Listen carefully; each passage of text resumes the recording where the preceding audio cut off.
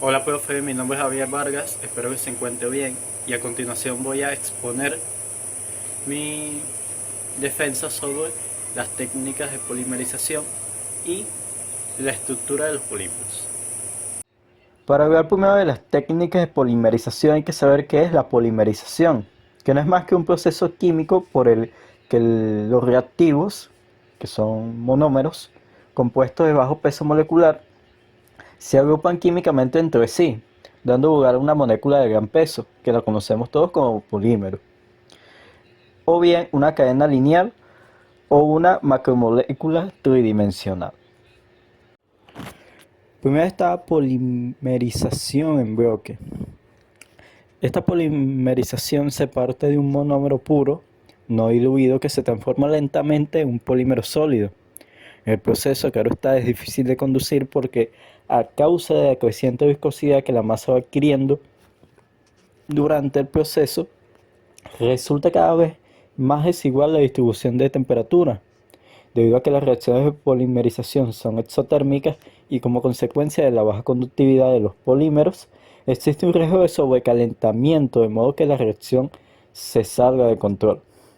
Este procedimiento hay que destacar que se emplea para la fabricación de polímeros puros, sólidos, como por ejemplo el poliestirol, también puede ser los vidrios acrílicos, etc. Por otro lado, también está la polimerización en solución.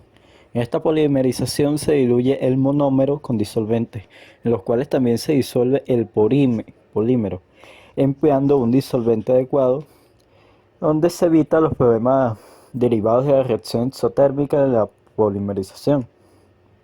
Aunque por otra parte se crea el problema de la separación posterior del disolvente.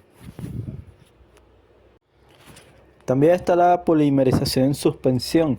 En este método también se disminuye el problema de la eliminación del calor durante la polimerización, donde el monómero se agita vigorosamente en agua para formar las gotas de pequeño tamaño.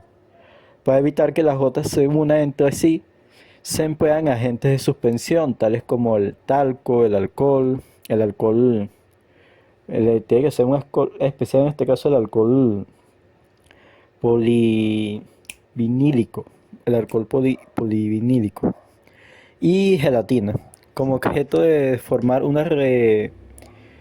recubrimiento protector de las gotas. Se emplea un iniciador soluble en el monómero, obteniéndose el polímero en forma de pequeñas pérdidas libres de contaminación de los otros productos empleados en la polimerización.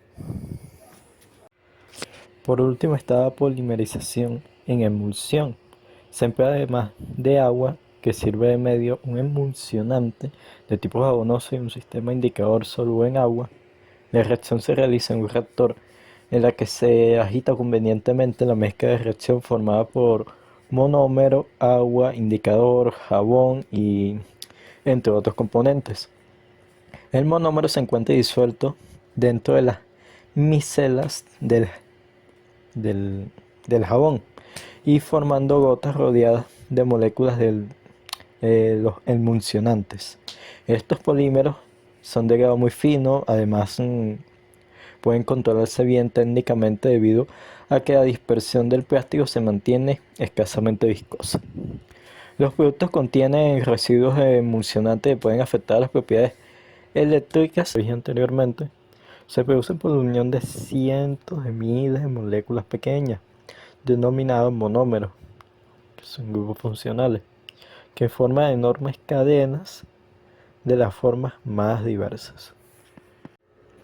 Dentro de la estructura de estas moléculas pueden clasificarse como lineales, ramificadas o entrecruzadas. La diferencia entre cada tipo corresponde a diferencias en la conformación, un criterio más para clasificar los polímeros. Por otro lado, también hay que destacar la parte básica de un polímero, que son los monómeros. Los monómeros son las unidades químicas que se repiten a lo largo de toda la cadena de un polímero. Por ejemplo, el monómero del polietileno es el etileno. el cual se repite a lo largo de toda la cadena. También hay que destacar la orientación de los polímeros.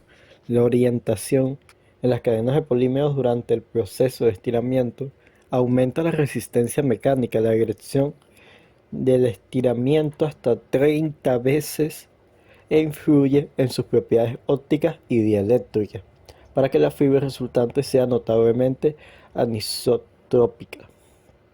La anisotropía producida en el proceso de deformación puede estudiarse utilizando diversas técnicas como la birrefringencia, módulos de sonido, dicrosismo IR, difracción de rayos X, espectroscopía, entre otros.